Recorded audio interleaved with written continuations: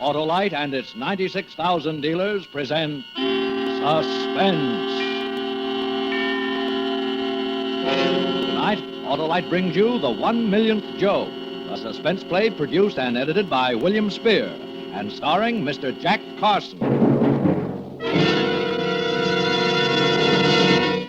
I'm Al Gerzant. From A to Z in public relations is how I bill myself. And there was this stunt which I dreamed up for the Bureau of Better Business Promotion to pay off the 4th of July weekend. But I hadn't counted on the fireworks, which in this case was a big 45 jammed in the middle of my back. Yes, in a moment, Mr. Jack Carson and a tale well calculated to keep you in suspense. Say, Wilcox, if the bases are loaded with 2 men out, who's the boy you'd like to see up there at bat? Why, the spark plug of the team, of course. The lad who's right there with that surefire, never-miss power. Say, that reminds me of ignition-engineered Autolite spark plugs. You see, Autolite spark plugs are a vital part of the team, too. Well, how do you mean part of what team? Well, just this half. Autolite engineers engineer complete ignition systems used as original factory equipment on many makes of America's finest cars. So naturally, they engineer Autolite spark plugs to work as a perfect team, with the coil, distributor, and all the other important parts of a car's ignition system. And that's mighty important. Yeah, I see. That's what you mean when you say Autolite spark plugs are ignition engineered. Absolutely right, Hap. And that's why they can't be beat for quick starting, smooth performance, and gas mileage. So, friends, see your friendly Autolite spark plug dealer tomorrow. Have worn-out spark plugs replaced with world-famous ignition-engineered Autolite spark plugs.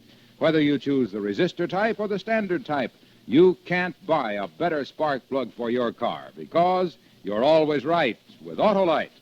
And now, with the 1 Millionth Joe and the performance of Jack Carson, Autolite hopes once again to keep you in suspense. Yes, I'm Al Gerzant, like I said. I started to tell you about this publicity stunt I dreamed up for the Bureau of Better Business Promotion.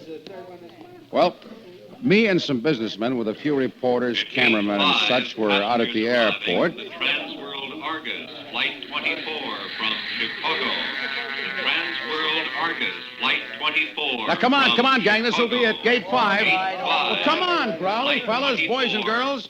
Hey, Tiny, you got that camera hot? You got your oranges, Mr. Wilder? Yeah, I still think that 3-piece band looks paltry, Sant. Paltry schmaltry, Mr. Wilder. What we care about is newspaper coverage.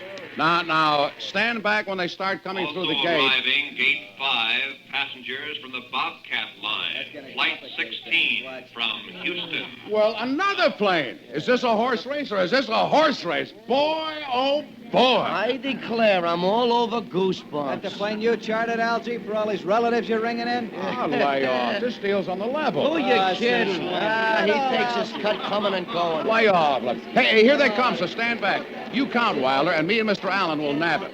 Now, the last number was 999,990. 10 to go. Yeah. Okay. 991, 992, 993.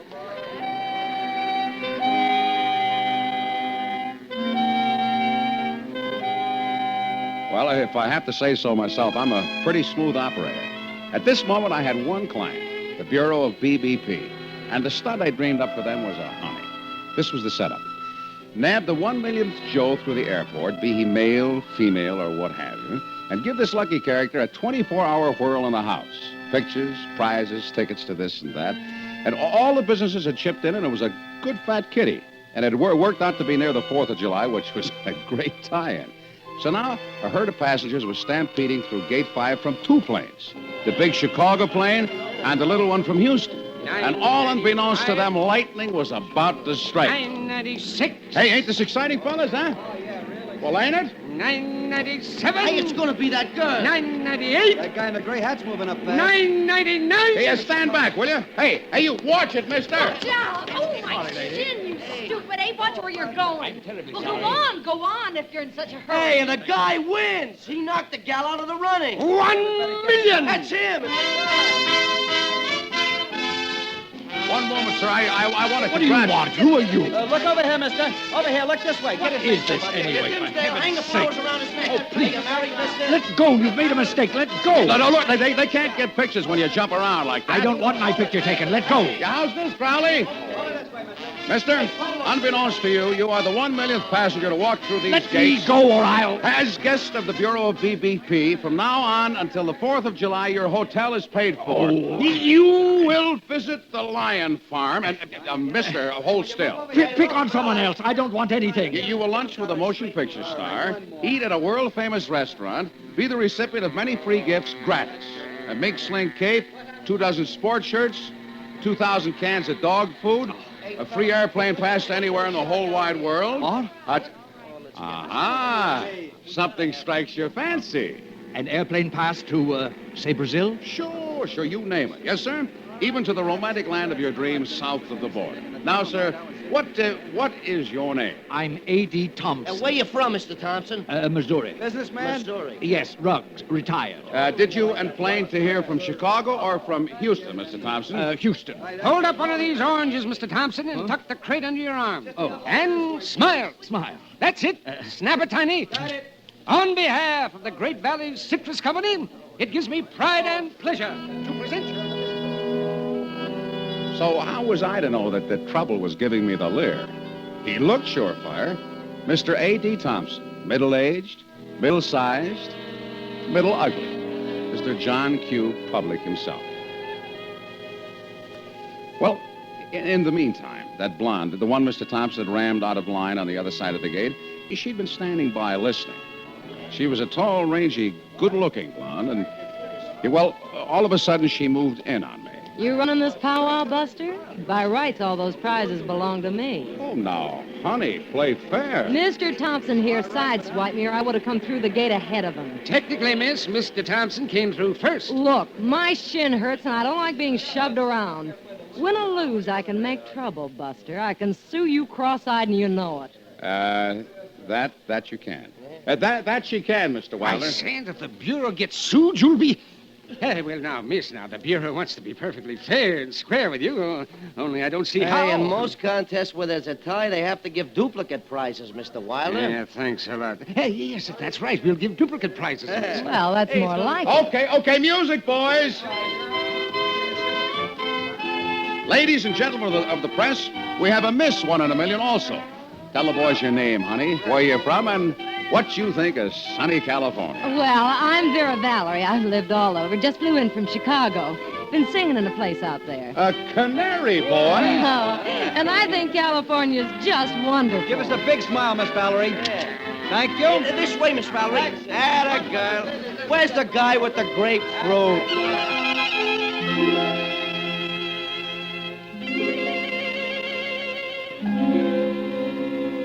So the doll was declared in, which was okay by me. In fact, every time she said hello, it was plain old nuclear fission with me. But that's not strictly a part of this story. Well, anyhow, from the airport, I carted Thompson and Vera Valerie to the Hotel Diplomat, where I live myself, on a due bill. There was considerable yammer about that extra free room gratis for Vera, but finally, the manager coughed up another single. Now, there were some hours to kill before we could go out to the lion farm, so I took a cold shower, made a few calls, and then wended my way to the Whispering Palm. Well, high time, Buster. I'm 3 up on you. Yeah, well, I got problems, Doll. Henry, bring me a Parsons Pitfall. Hey, how they treating you, honey? What's the number of your room? 4-something. 412, 420. Well, I know it's the 4th floor. Well, that I'll check. Yeah, I got headaches with this stunt, but you're worth it, Doll. Oh, I'll bet. When I barged into the act, you wanted to wring my neck. No. I was only figuring how I could swing the whole show for you without Thompson. Oh, sweet. Well, since Wilder's promised double prizes... Yeah, but I got to deliver on Big Mouth's promises, and the fur joint says 1 mink cape, period. Oh. Also, France World told me they aren't serving double passes to Brazil this season. But Thompson doesn't look like the mink coat type to me. We can give him the... Oh, but, Doll, it was a trip that you wanted. Oh, forget it. Only why is Thompson so anxious to get the pass? Oh, no. Look, Buster, I bought the newspapers. Did you read this? Texas police hunt ruthless killer. Yeah, I noticed the headline. Why? Read the story. What? Sheriff's Office, Pikesville, Texas, reported discovery of 2 murdered men. Highway 26, 12 miles northeast of town. Dead men, members of gang who held up Arcana Oil Company's offices in Pikesville. Well, I don't get the drift. Pikesville's near Houston, isn't it? Sorta. Yeah. Yeah. Police believe they were double-crossed by a third member of gang who shot them, making off with entire loot from robbery. Notice how Thompson hung onto that briefcase? Nearly $100,000 in large denomination bills. Wow. The serial numbers are so. No description of killer available. Interesting. You got something. He wouldn't want to spend any of those bills here, but in Brazil. Do we tip off the cops? 100 grand. Huh? Yeah, no, not yet. Let me handle this, Doll. I'll stall him on that pass to Brazil till we know for sure. You wouldn't make a deal with them, would you, Buster? Who, me? Well, that wouldn't be ethical. Well, we gotta have proof, honey. Now, admit it, we gotta have proof. Which was the truth, but not quite the whole truth. That I now admit. You see, the thought of that 100 G's had set me into a spin, and I wanted time to figure out how I could cut in on those sweet, crisp dineros. If I could prove that Thompson was my man. Well, that afternoon, Thompson kind of played right into my hands. We were out to the Lion Farm. The boys were snapping pictures of Vera cuddling the king of beasts when Thompson, clutching that briefcase, pulled me off to one side. No more pictures of me, Zant. And keep the ones they took at the airport out of the papers. Keep them? Say, that wouldn't be ethical. What do you mean? Well, no paper's going to print 2 pictures on this stunt, and... No offense, Thompson, but whose puss would you choose if you was a desk man? Yours or Vera's? Which held him for the nuts. And I had one more angle on Mr. T. That he was afraid somebody somewhere would know him from his picture. Well, that evening, we were in for Mike Romanoffs and Ceros and Slapsy Maxis. And for such a whirl, I always dress up like a dog's dinner, so I went up to my room to change. Come in, Zant. Close the door. Well, Thompson, what are you doing here? Waiting for me? Hey, you're not going to Romanoff's dressed like... I'm not going out this evening. Yeah? Okay. There's no skin off me if you buy your own dinner. How soon do I get that ticket? Ticket, chum? To Brazil. How soon can I leave? Well, I guess there are flights every day to Mexico, and from there to Brazil... Get my ticket for tomorrow night. Well, now, that's one of the prizes that you and Vera got to toss for. You see, Get that ticket tomorrow. Give her the mink cake, give her anything, everything. But I want that airplane pass. Oh, it's clear you want it, but... I Vera... want it, and I'm going to have it. Huh? Would you have a little deal in mind? Deal? Or words to that effect? Maybe. Or maybe not. Get the ticket and we'll talk. But deal or not, Zant, there's nothing I won't do to get that pass. Do you understand? Nothing. I understand. Nothing.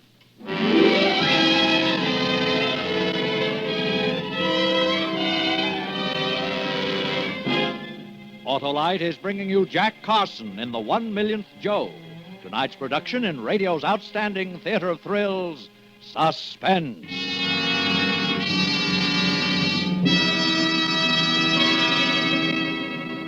Hey, Harlow, did you ever notice that if one ball player goes into a slump, the whole team seems to bog down? Well, that's natural, Hap. Each man is a vital part of the team, just as spark plugs are a vital part of the team that makes up the ignition system of your car.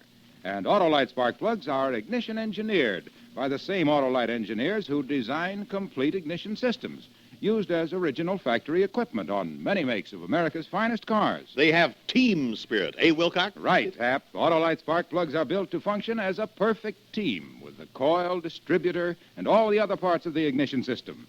Why, ignition-engineered Autolite spark plugs are world famous for their quality and dependability.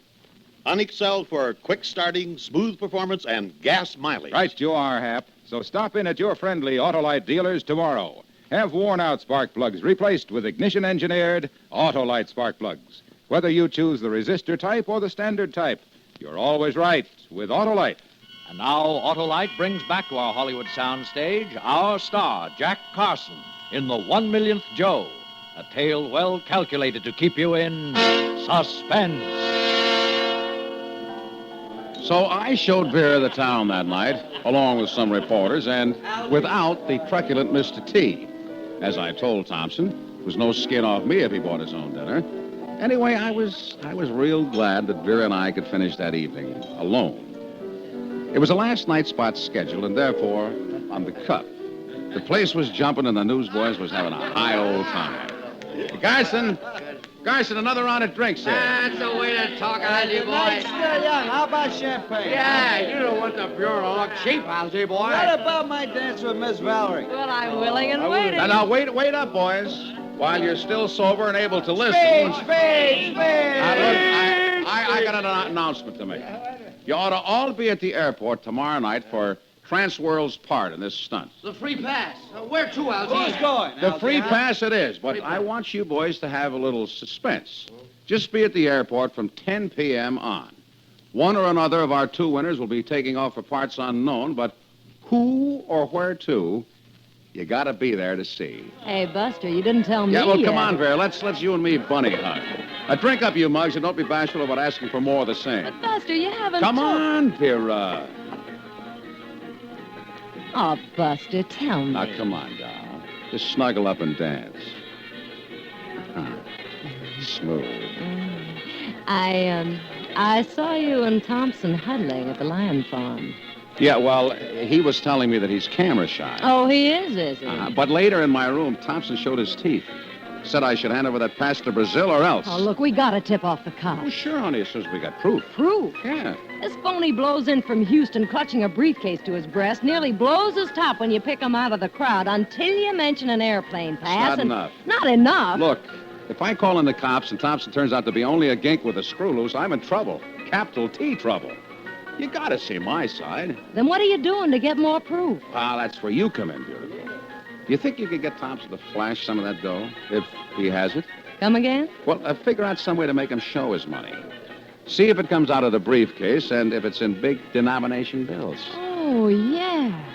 Maybe. Well, tackle him first thing in the morning. First thing in the morning, I'll get the ticket. Then the first chance we get, we compare notes. And if what I find out adds up? Then you be packed and ready to leave tomorrow night. To Brazil? Maybe I want to go later. And maybe I want to go to Honolulu. Baby, after the spouting I just did to the reporters, somebody's got to be in that plane or Balooey my stunt. Which, so far as this story goes, wound it up for that night. That doll, Vera. Was she ever the deluxe type? I freely admit, she rocked me. Yeah, well, come morning, I was up with the birds or thereabouts. I checked and found out that Vera had lassoed Mr. Thompson for breakfast. Well, so far, so good. So I hustled myself down to Transworld and got the ticket. A long green strip of confetti. Rio and return. Then the big day commenced, and Thompson came along. No doubt to keep an eye on me. So me and Vera weren't able to huddle until some hours later on a soundstage out at Colossus Pictures. When they've got this shot lined up, I'll introduce you folks to Vincent. He's the director. I'm producing this. Mr. Thompson, did you say you were in rug? Yes, retired. The rug we use in this set might interest you. That's a good idea, Arthur. Give the rug a once-over, Mr. T. This way, Mr. Thompson. You see in a picture of the producer. Buster, I got him to show me his money. Yeah? Out of the briefcase? Yeah. He took the briefcase along to breakfast. How'd you work it? Well, I ordered everything I could see on the menu. Yeah? And when the waiter brought our check, it was almost $16. Well, I fished around in my purse and said, how perfectly awful. I've only got $1.75 to my name. You'll have to pay the check, Mr. T, and let me pay you back. Well, the waiter was standing off giving us a cold eye. So Thompson unzips his briefcase a couple of inches and fishes out a $500 bill. 5 C's? I could have died.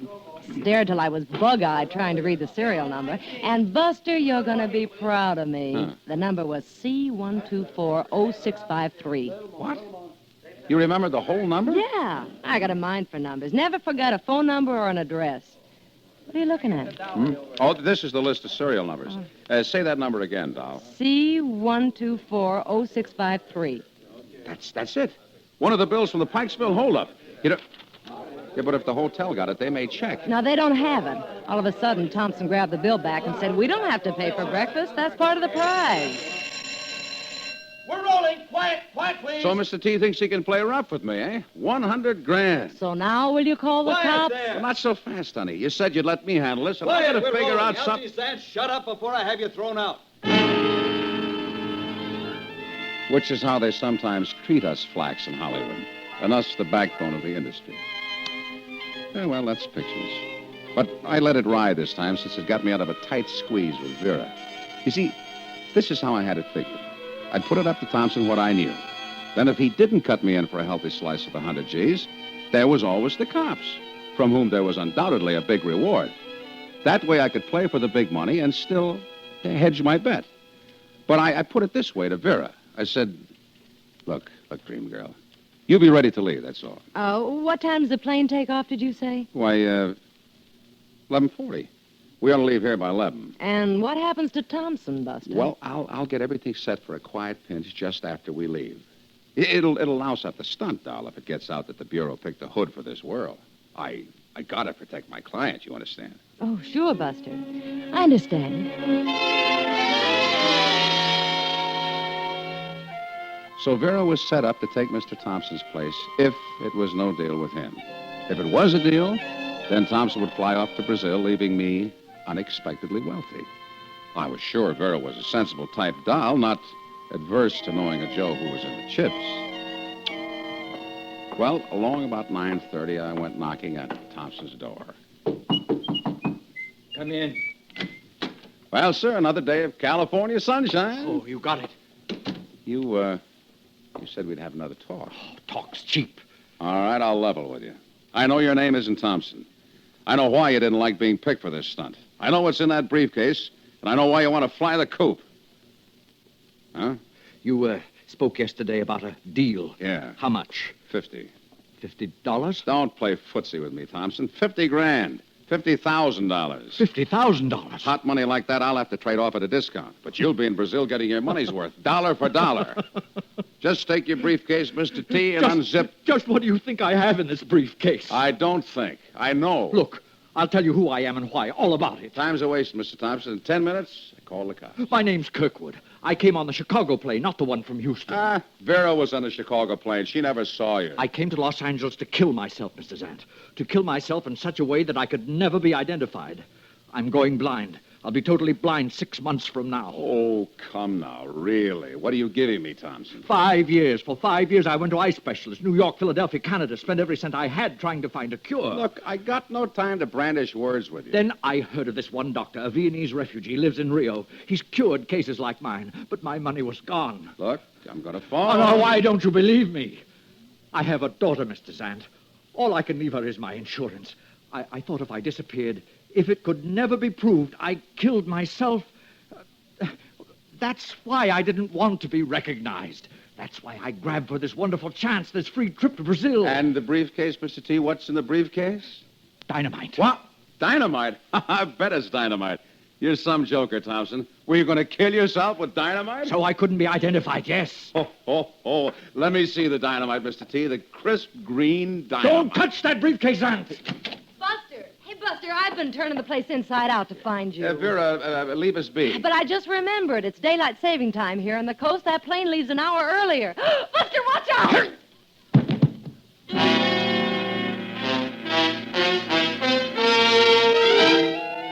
When I came to, there was Roman candles going off in my head, and Vera was tied to a chair with a towel stuffed in her mouth. The airplane ticket was going out of my wallet, of course, but I saw by my watch there was still time. 10 minutes later, we was in my car, Vera and me, and halfway to the airport. I took a shortcut up through the hills and kept the gas pedal flat on the floor. It was a while before Vera said anything. Buster, this will really blow up your stunt if you have Thompson pinched at the airport. No two-bit hood's going to push me around. Well, let's see if we can figure some way to get me on the plane quiet. And then after I've left, you nail Thompson. Forget it. Forget the stunt, doll. Now I'm out for blood. What time does that plane leave? I forgot. 11:40 daylight saving, 10:40 standard. That Thompson. Claimed he came in on the other plane, not the one from Houston. No kidding. I said right off. You would have known if he was on the same plane as you. That's right, Buster. And then when I ask about the briefcase, he says it's dynamite. After you saw that $500 bill with a serial number. That's right, Buster. Thompson didn't know the combination he was up against. Me and a sharp doll like you. That's right, Buster. You spotting that headline right off. And remembering that serial number 100%, that's... Yeah, it's funny, though. What's funny? Well, that you couldn't remember your room number or the time the plane leaves. If you got the memory you say you have. That's right, Buster. Hey, it's you. It isn't Thompson. You're the Texas hoodlum. This gun's loaded, Buster. Turn off at the next side road. You came on the Houston plane. You played me for a sucker. I played you for what you are. Step on it. Every last lead I got on Thompson, I got from you. If I ever trust another doll... You won't live to worry about it, Buster. Turn right here.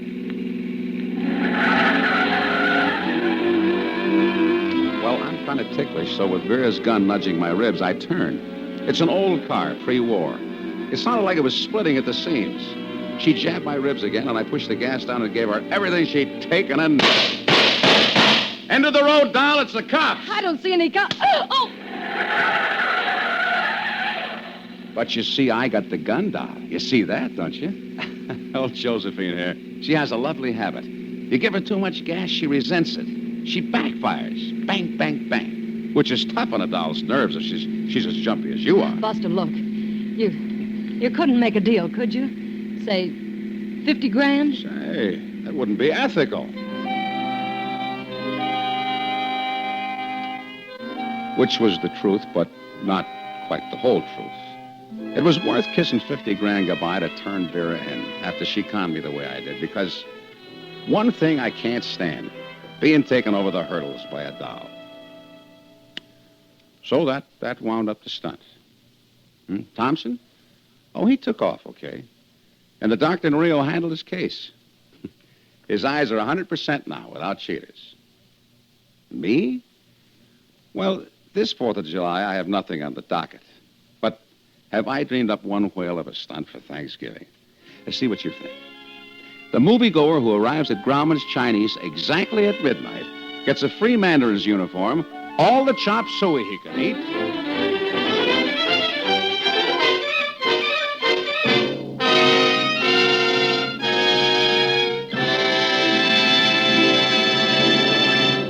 Suspense, presented by Autolite. Tonight's star, Mr. Jack Carson.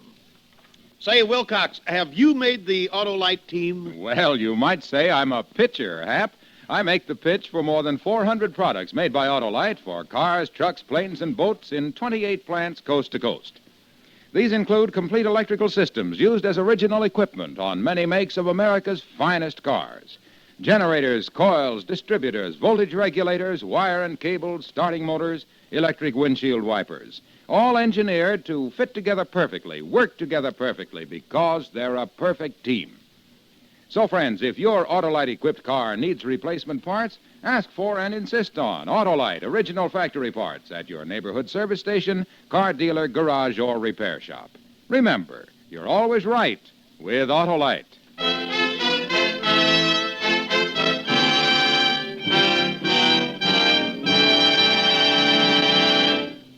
Next Thursday for Suspense, our stars will be Kathy and Elliot Lewis. The play is called Love, Honor, and Murder. And it is, as we say, a tale well calculated to keep you in suspense.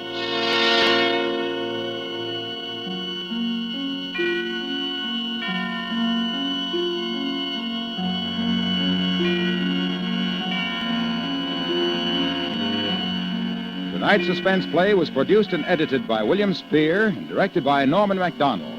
Music for Suspense is composed by Renee Garrigank and Lucian Morowek and conducted by Lud Gluskin.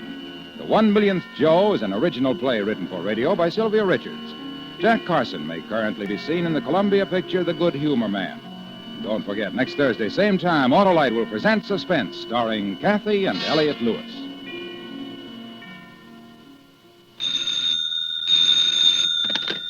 You can buy world-famous Autolite resistor or standard spark plugs, Autolite stay-full batteries, Autolite electrical parts at your neighborhood Autolite dealers.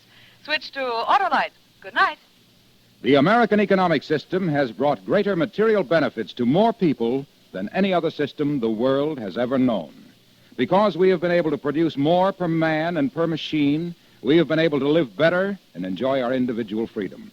Learn more about your part in the American way of life. Write to Suspense, Box 10, Times Square Station, New York City, for the free booklet, The Miracle of America. This is CBS, the Columbia Broadcasting System.